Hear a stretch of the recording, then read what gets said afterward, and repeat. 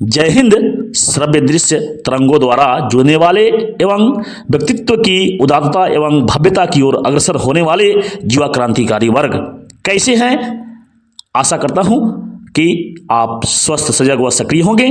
आपकी स्वस्थता सजगता एवं सक्रियता आपके एवं आपके परिवार समाज एवं राष्ट्र को नई पहचान देने में मील का पत्थर साबित हो।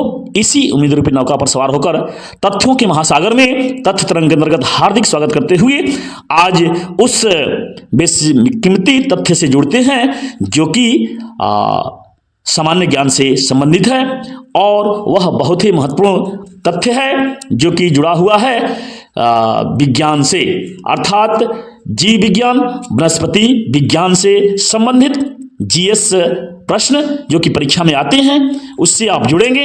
तो आइए सुनकर याद करें कि तहत हम जुड़ते हैं वनस्पति विज्ञान से संबंधित महत्वपूर्ण तथ्य से।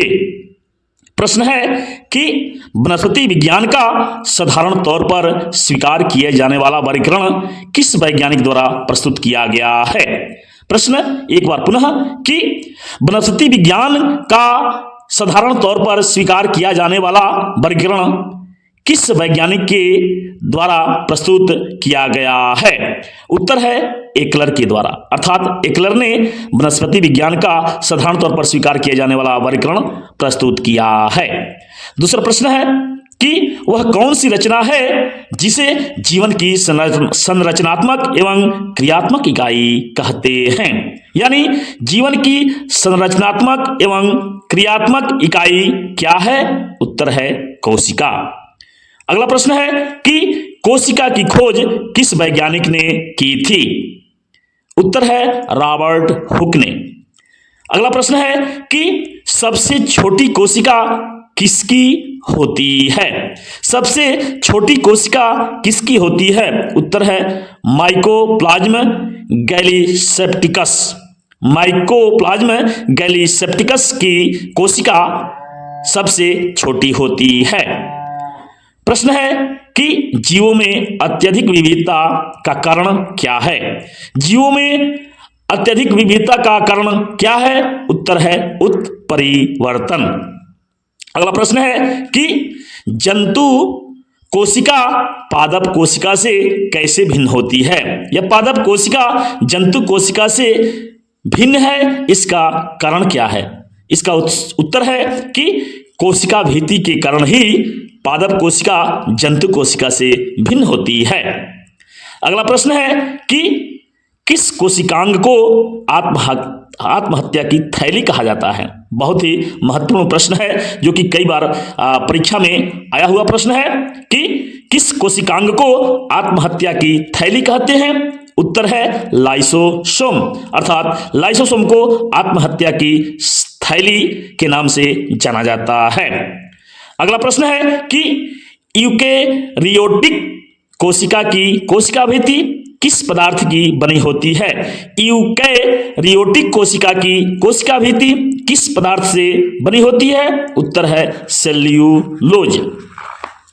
अगला प्रश्न है कि प्रोकैरियोटिक कोशिकाओं में किस प्रकार का कोशिका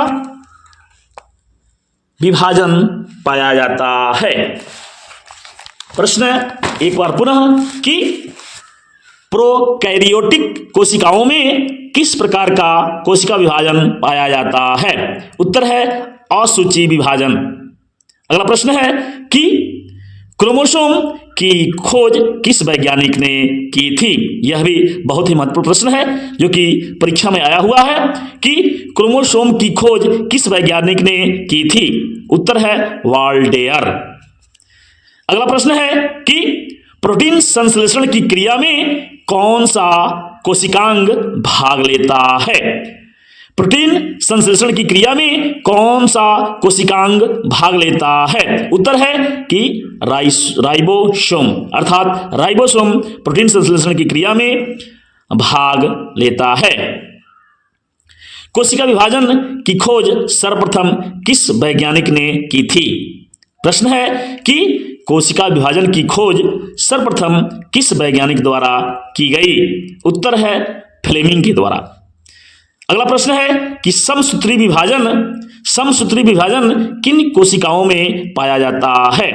उत्तर है कायिक या दैहिक कोशिकाओं में समसूत्री विभाजन पाया जाता है। अगला प्रश्न है कि वृद्धि उप अवस्था किस कोशिका विभाजन में पाई जाती है? उत्तर है समसूची कोशिका विभाजन में। अगला प्रश्न है कि अर्धसूत्री कोशिका विभाजन की खोज सर्वप्रथम वीजमैन ने की थी, लेकिन इसका सर्वप्रथम विस्तृत अध्ययन किस वैज्ञानिक ने किया था? उत्तर है स्ट्रासबर्गर, अर्थात स्ट्रासबर्गर ने अर्धसूत्री कोशिका विभाजन का विस्तृत अध्ययन किया था। अगला प्रश्न है कि अर्धसूत्री कोशिका विभाजन किस प्रकार की कोशिकाओं में पाया जाता है? उत्तर है जनन कोशिकाओं में अर्धसूत्री विभाजन पाया जाता है। अगला प्रश्न है कि क्रॉसिंग ओवर नामक घटना किस कोशिका विभाजन में पाई जाती है? क्रॉसिंग ओवर नामक घटना किस कोशिका विभाजन में पाई जाती है? उत्तर है अर्धसूत्री कोशिका विभाजन। अगला प्रश्न जो कि महत्वपूर्ण है कि किस कोशिका विभाजन में सेंट्रोमियर का विभाजन होता है? उत्तर है समसूत्री कोशिका विभाजन। अगला प्रश्न है कि अर्धसूत्री कोशिका विभाजन में सबसे पहले किस कोशिकांग का विभाजन होता है? अर्थात अर्धसूत्री कोशिका का जो विभाजन होता है उसमें सबसे पहले किस कोशिकांग का विभाजन होता है? उत्तर है केंद्रक का। लसिका कोशिका किससे बनती है? अर्थात प्रश्न है कि लसिका कोशिका में बनती है किसमें? तिल्ली में। अगला प्रश्न है कि प्लाज्मा झिल्ली बनी हुई है, प्लाज्मा झिल्ली किस चीज से बनी हुई रहती है? उत्तर है कि प्रोटीन व लिपिड से बनी हुई है प्लाज्मा झिल्ली। अगला प्रश्न है जो कि बहुत ही महत्वपूर्ण है, कॉर्क क्या है? कॉर्क क्या है? इसका उत्तर है कि कॉर्क एक पदार्थ है जो वृक्ष की छाल से प्राप्त होता है।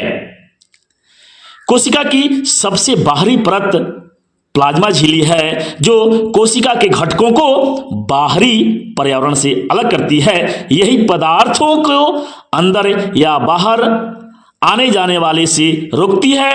वह कौन सी झिल्ली है? उसे कहते हैं प्लाज्मा झिल्ली। अर्थात प्लाज्मा झिल्ली कोशिका की सबसे बाहरी परत वाली झिल्ली है जो कोशिका के घटकों को बाहरी पर्यावरण से अलग करती है और यही पदार्थों को अंदर या बाहर आने जाने वाले से रोकती है।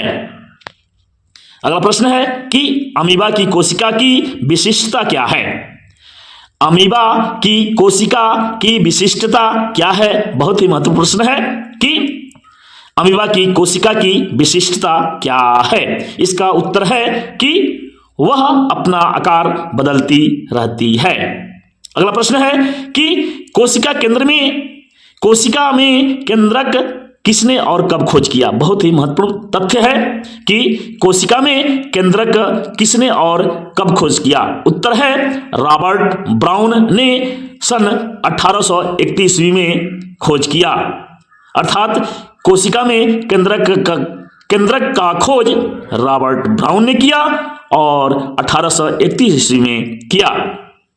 अगला प्रश्न है कि जैविक पदार्थों को जीव द्रव्य नाम से किसने और कब दिया था? उत्तर है जेई पुरांकज ने 1839 ईस्वी में दिया। अगला प्रश्न है जो कि बहुत ही महत्वपूर्ण है कि डीएनए का पूरा नाम क्या है? उत्तर है deoxy ribo nucleic acid, deoxy ribo nucleic acid. अगला प्रश्न है कि माता पिता के गुण संतान में किस रूप में पाए जाते हैं? उत्तर है क्रोमोसोम के रूप में। आनुवंशिक गुण होते हैं जो माता पिता से डीएनए अणु के रूप में अगली संतान में जाते हैं। जीन क्या है?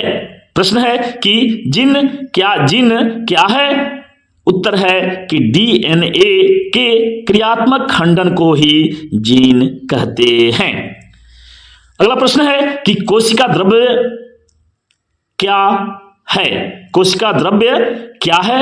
उत्तर है कि प्लाज्मा झिल्ली के अंदर कोशिका द्रव्य एक तरल पदार्थ है जिसमें अनेक विशिष्ट कोशिका के घटक तत्व होते हैं।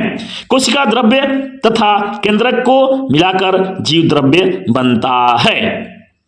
अगला प्रश्न है कि कोशिका सिद्धांत की खोज किसने की थी? कोशिका सिद्धांत की खोज किसने की थी? उत्तर है कि कोशिका सिद्धांत की खोज एम सलीडन ने सन 1838 ईस्वी में तथा टी स्वान ने 1839 ईस्वी में की थी। अगला प्रश्न है जो कि महत्वपूर्ण है कि पत्ते में छोटे छोटे हरे कण क्या कहलाते हैं? पत्तों में छोटे छोटे हरे कण क्या कहलाते हैं? उत्तर है कि पत्ते में छोटे छोटे हरे कण क्लोरोप्लास्ट कहलाते हैं। अगला प्रश्न है कि हमारे तंत्र में अधिकतम एटीपी अणुओं को उत्पन्न करने वाला पद क्या कहलाता है? उसे कहते हैं क्रेब्स चक्र। अगला प्रश्न है कि जैव कोशिका का वह भाग जो पावर हाउस कहलाता है, अर्थात जीव की कोशिका का पावर हाउस भाग कौन सा कहलाता है? जो कि बहुत ही महत्वपूर्ण प्रश्न है और इसका उत्तर है कि माइटोकॉन्ड्रिया ही जैव कोशिका का पावर हाउस कहलाता है। अगला प्रश्न है कि लिंग गुणसूत्र नहीं होते। लिंग गुणसूत्र किस जीव में नहीं होते हैं? उत्तर है छिपकली में। अगला प्रश्न है कि कोशिका में केंद्रक के अलावा किस कोशिकांग में डीएन होता है? बहुत ही महत्वपूर्ण प्रश्न है कि कोशिका में केंद्रक के अलावा किस कोशिकांग में डीएनए होता है? उत्तर है माइटोकॉन्ड्रिया।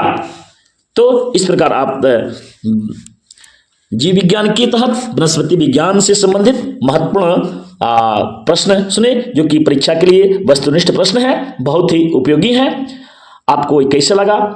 इसे अगर अच्छे लगते हैं तो जरूर लाइक शेयर और कमेंट करें और विशिष्ट तथ्यों से जो कि सुबह सायं 5 से 7 के बीच में दिए जाते हैं जुड़ने के लिए तथ्य तरंग से जुड़े रहें और इसे सब्सक्राइब कर बेल आइकन की घंटी को दबा दें ताकि नए वीडियो अपलोड होते ही आप उससे जुड़ जाएं और ज्ञान का लाभ उठावें। तो आपको यह ज्ञान बहुत ही उपयोगी साबित हो, आपकी काम आए, इसी शुभकामना के साथ जय हिंद, वंदे मातरम।